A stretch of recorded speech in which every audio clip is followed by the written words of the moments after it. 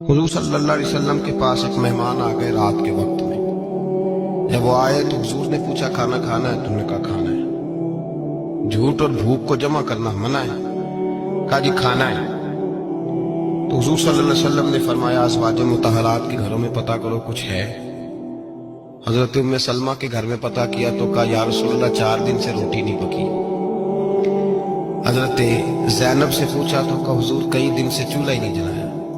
حضرت عائشہ صدیقہ، حضرت میمونہ، حضرت سودا، تمام گھروں سے بظاہر یہ دو جہاں کے شاہ ہیں، پر باز کچھ رکھتے نہیں۔ دو جہاں کی نعمتیں ہیں ان کے خالی ہاتھ میں، ہر چیز ہے پر فقر اختیاری ہے، کوئی شے نہ ملی۔ نبی پاک صلی اللہ علیہ وسلم نے مسجد میں اعلان کیا، فرمایا کون ہے جو میرے مہمان کو روٹی کھلائے؟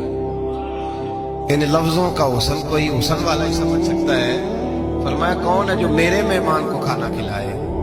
تو ایک صحابی لے گئے اور اٹھے، وہ صحابی جو صحابہ میں غریب تھے، ایک انصاری جو غریب آدمی تھے، اگرچہ میرے محبوب کے غلاموں میں جو بڑے امیر تھے وہ بھی خرچ کرنے میں بڑے آگے تھے، حضرت عثمان غنی رضی اللہ تعالیٰ، حضرت عبد الرحمن ابن عوف، حضرت ابو بکر صدیق رضی اللہ۔ لیکن یہ غریب آدمی کا حضور میں لے جاؤں گا، میں لے کے جاؤں گا، یہ بخاری مسلم ہے۔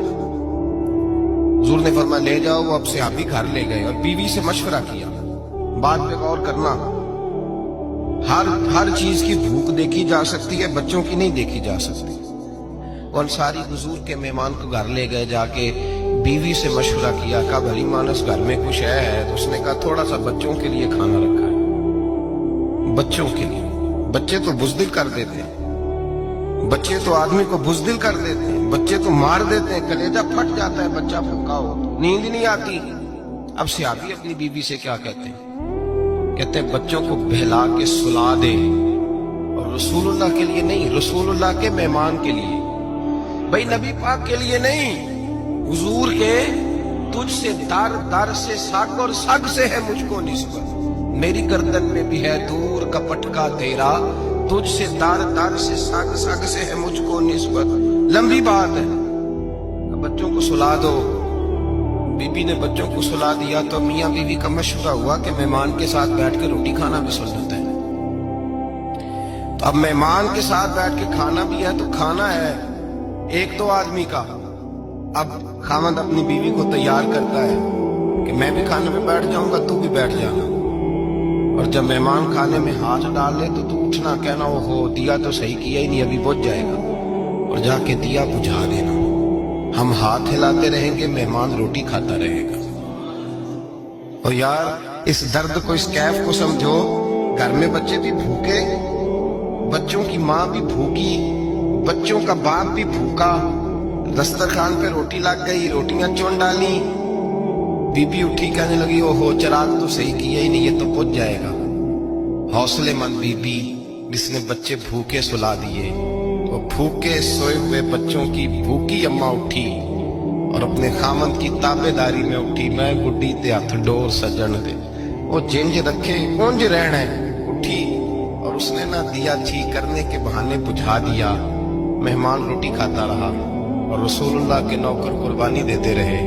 وہ روٹی کھا کے سیر ہو کے بستر بچھایا تو سو گیا۔ یہ میاں بیوی ساری رات بچوں کی طرف دیکھتے رہے اور غور کرتے رہے اور راضی رہے کہ ہم نے حضور کا فریضہ نبھایا ہے۔ قربان جاؤں محبوب پہ، بے خبر ہو جو غلاموں سے، وہ آقا کیا ہے۔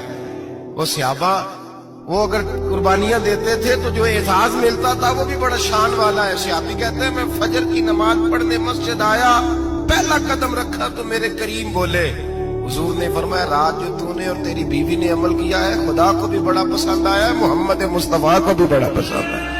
اور پھر ایک لفظ اور ہے حدیث میں، ایک روایت میں کچھ جملے اور بھی ہیں۔ حضور نے فرمایا جب تو اور تیری بیوی رات مہمان کے ساتھ احسان کر رہے تھے نا، تو عرش کا مالک تمہیں مسکرا کے دیکھ رہا تھا، رب تمہیں دیکھ کے مسکرا رہا تھا، رب تمہیں دیکھ کے مسکرا۔ تر دامنی پہ شیخ ہماری نہ جائیے، ہم دامن نہ چھوڑ دیں تو فرشتے وضو کریں، پر میں وہ مسکرا رہا تھا کہ میرے بندے میرے رسول کی رضا کے لیے کیا کر رہے ہیں۔